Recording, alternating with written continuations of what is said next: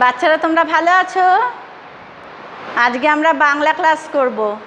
বাংলা ক্লাসে কি করব? আমরা কতগুলো অক্ষর শিখব, তাহলে ক থেকে চন্দ্রবিন্দু পর্যন্ত টানা লিখতে পারবো। তাহলে কয়েকটা অক্ষর আমরা শিখব। কি কি? খণ্ডের ত, অনেশ্বর, বিসর্গ, চন্দ্রবিন্দু। তাহলে আজকে আমরা লিখি। তোমরা তোমাদের খাতা খুলে বসো, আমি লিখব, আমার সাথে সাথে তোমরাও লিখবে। ঠিক আছে? তাহলে লিখি আমরা। প্রথম ঘরে লেখো খণ্ডের ত।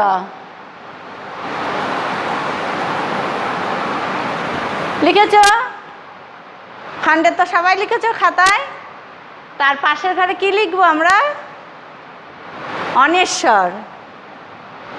একটা দাগ দাও আর তার ওপর একটা গোল দিয়ে দাও, কিন্তু এই দাগটা এই দাগে ঠেকাবে না কেউ, আবার ওপর দাগেও ঠেকাবে না। ঠিক আছে? দেখেছ? এরপরে কি লিখবো আমরা? বিসর্গ। লেখো, খুব সোজা লেখা, ওপরে একটা গোল, নিচে একটা গোল। হয়েছে বিসর্গ? লিখেছ?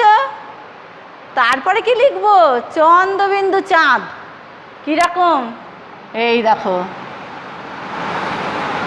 মধ্যে গোল একটা চাঁদ দিয়ে দিলাম না, চন্দ্রবিন্দু চাঁদ। তাহলে কি লিখলাম? খণ্ডের ত, অনেশ্বর, বিসর্গ, চন্দ্রবিন্দু চাঁদ। তাহলে ক থেকে চন্দ্রবিন্দু পর্যন্ত আমাদের সব অক্ষর কিন্তু লেখা শেখা হয়ে গেল।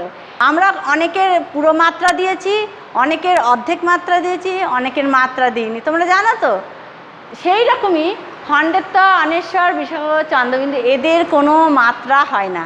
আমি কিন্তু লেখার সময় দেখেছো, আমি এখানে কিন্তু কোনো মাত্রা দিইনি কিন্তু, তাহলে এদের মাত্রা হয় না, একদম মাত্রা দেবে না। ঠিক আছে?